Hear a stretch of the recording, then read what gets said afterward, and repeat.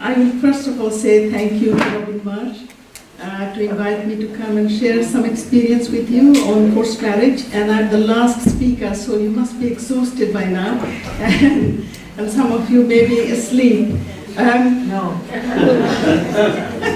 Okay, thank you. But it's a real honor and a privilege to be invited by this particular organization, which is so well known and does so much for peace across the world, my God.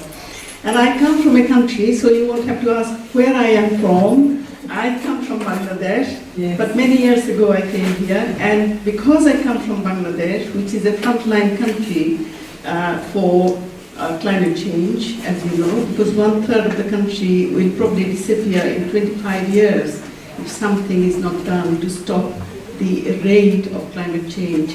So it's very close to my heart as well. The speakers who spoke throughout the day are so outstanding that my speech will fall flat on all of you, but still I have been asked to speak about a very difficult subject which is very close to my heart, which is forced marriage. And although I am from Bangladesh, I didn't know in my childhood what forced marriage was, but it's a very close subject to my heart because one of my sisters was forced into marriage. And I was only 11, and I didn't know that it was forced marriage. After coming to this country to do a PhD, which I did later on, and I was an academic to begin with at a university, I took jobs in local authorities and became a local authority officer, head of equalities in 5 local authorities in England, in education, housing, employment, community development, and so on. When I was in when I was in Bedfordshire County Council as the head of equalities, a young Bangladeshi girl came to me to help her so that she would prevent her own forced marriage. And I was very moved, and so many years later, when I saw that girl, I was thinking of my own sister, who was only 14 when she was forced into marriage, but there was no option for her. She cried for a whole week, couldn't stop it. My mother was a widow, and she had to really marry her off because she was so pretty, and such obnoxious marriage proposals started coming for her that she promised to herself that the very first good proposal that comes, I will marry her off to protect her, because we didn't have men around. So it was very difficult in Bangladesh in those days to protect girls. So when this girl came to me, and I was strong and I was helping people, and I thought I must do something about it, and she was a Muslim Bangladeshi girl. She said her father was taking her away to Bangladesh to marry her off. Her mother died some years ago, and father remarried. So the new mother, stepmother, doesn't want her around. So when she said, I want to be a teacher, please help me. And I said, I'll do my best. So I gave her all the advice that I could give her as to how to actually have 2 mobile phones and get in touch with the British High Commission if there is any problem, and all kinds of other things for her protection. And she went away to Bangladesh, and I also taught her that if your father always tells you, as he does, that Islam tells the father to choose spouses for their daughters or brides for their sons, it's not true. Because forced marriage, by force they can't do it. That is against Islam. 1400 years ago, Islam banned it, totally banned it. Prophet of Islam.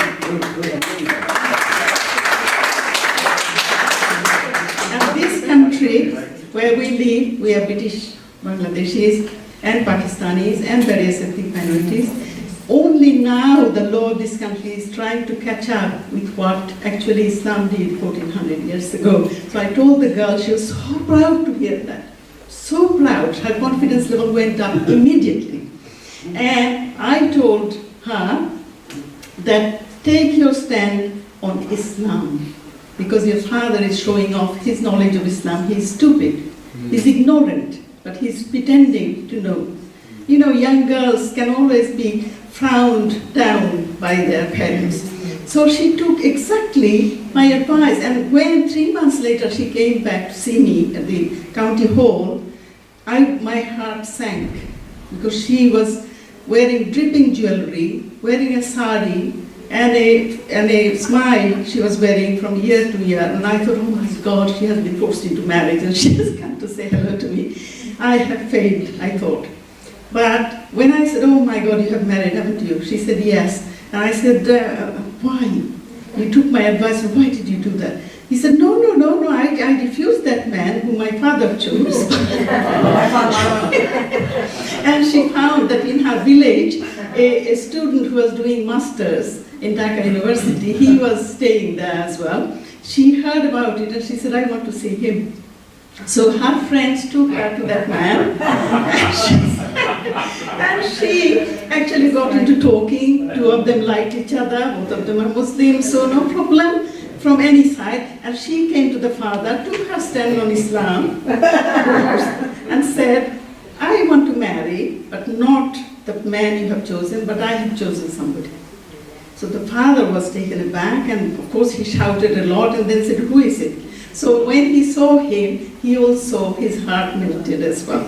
So it was a happy ending, and the girl was confident. She believed in Islam even more, which she didn't in the past. And the father learned his lesson. So you see, those people who say it's Islam, and point their fingers at Islam, it's nothing to do with the religion. No religion condones forced marriage. And by now you know, of course, what is forced marriage. Because when a bride and a groom, actually, or one of them or both of them, are unwilling to marry, and it's imposed on them by parents, uncles, or whoever, by force, a coercion is involved there, some sort of coercion is involved, that is not a proper marriage, that is a forced marriage, because force is there.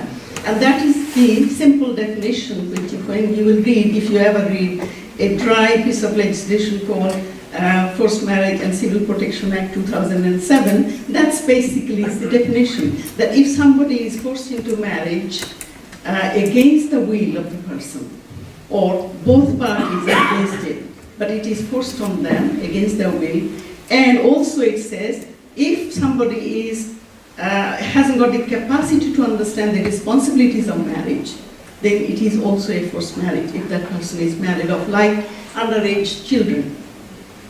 And the underage children's marriage is very common in many developing countries, many developing countries.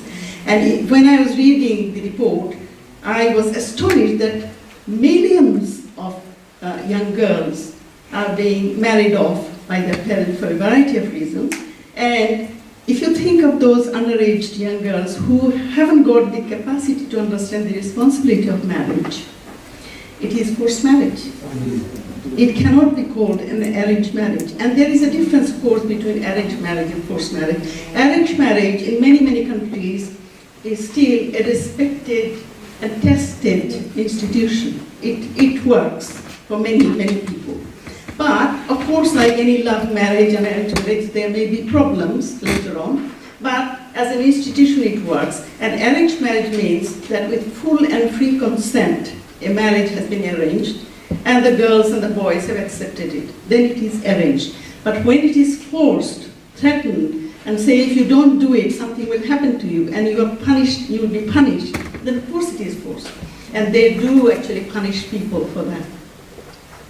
And you know how, if a marriage, which is the basic fundamental human right, and if that is forced on somebody against the will of the person, the fundamental human rights have been breached. And when I think of this country alone, and I'll wave something at you, I will ask you to read it. I was actually party to this as well. And this was done by a very respected institution, this research. And it's called NEXT, and I was with them. They looked at 10 local authority areas in this country, the United Kingdom, and found out that in the 10 locality areas, which they extended to the whole country and got into a kind of estimate about between 5,000 to 8,000 cases every year are reported in England alone of forced marriage, which has taken place. So that means if you extend it to Scotland, if you extend it to Wales, Northern Ireland, how many will that be? And then again, it's the tip of the iceberg, because these happen in the shadows, behind closed doors, in the family circumstances and family networks. You would know about it because only those who are really desperate, they will come to protect themselves with the law. Law cannot protect everybody if you don't come to the law. You have to come to it first, and many of them will never do that. And despite forced marriage that is happening, and forced marriage hasn't got just one perpetrator, there will be multiple perpetrators in the family who will arrange the marriage and force the girl or the boy into it, because boys are affected as well. But a lot of boys are now, young men, are now reporting it. And the interesting thing is that when I did the research in Luton, the first national research here on a local authority area, it was supported by the Home Office as well as Metropolitan Police. I found 300 cases were reported every year in Luton alone. And when I found that, and this was actually launched in the House of Commons, as a result, you can imagine House of Commons is Piccadilly Circus. Everybody comes and everybody goes, and all the media of the world was there. Immediately it became public. I didn't want to make it that public. There was a politician who wanted it to be launched there. And as soon as it became public, I was threatened by a number of so-called community leaders who went on to the Three Counties Radio, which is in Luton, Bedfordshire, and Hertfordshire, and Buckinghamshire. So they started threatening me, saying that it was all out of a fertile brain that has come out. Nothing like that. Luton is a forced marriage-free zone. But interesting thing is, this happened, and some people said, some of my white neighbors were very worried. They came to me saying that, "Oh, Nazia, if they set fire to your house, you will be affected by that." I said, "No. These people are cowards. They say all kinds of things. I knew all of them.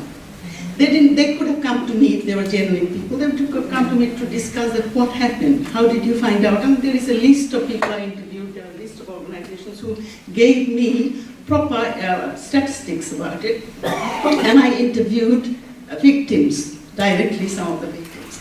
So they didn't come, and nothing happened to me. And the funny thing in the world is that don't ever feel discouraged by some of the criticisms, because I have faced so much in my life, because I'm much older than you probably here, and quite a lot of people are ready to criticize good work.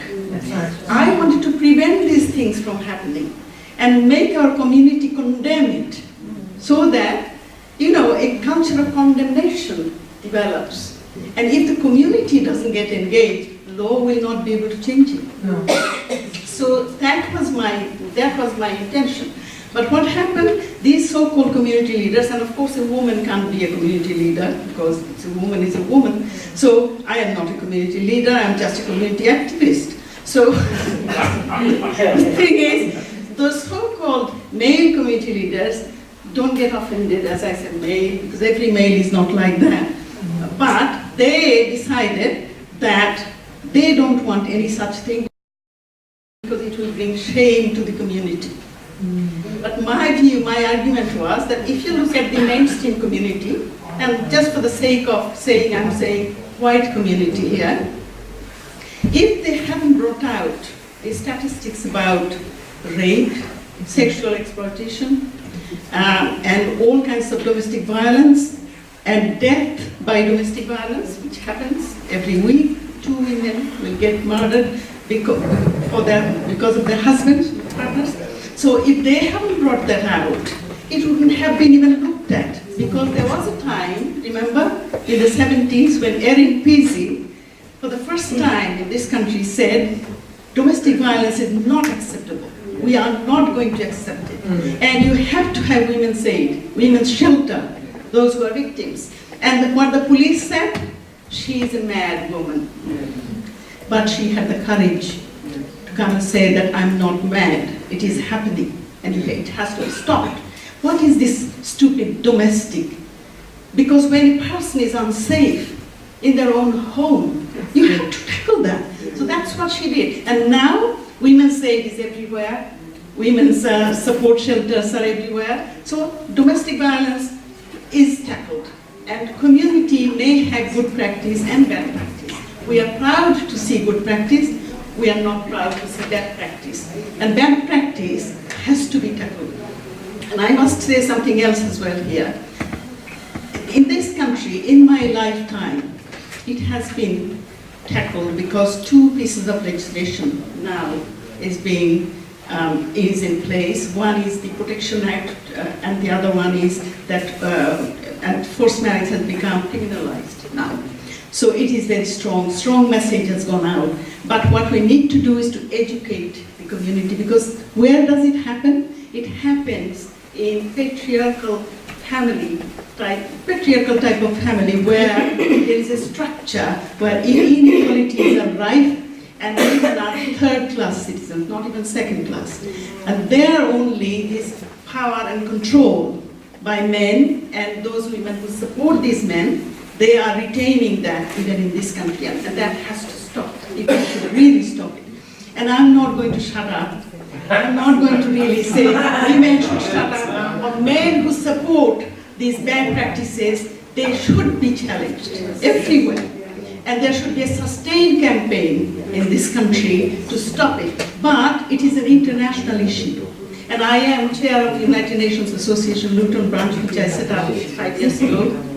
Through that, I am linked to many countries. And I know that United Nations, UN, Ban Ki-moon actually was very much against it as well.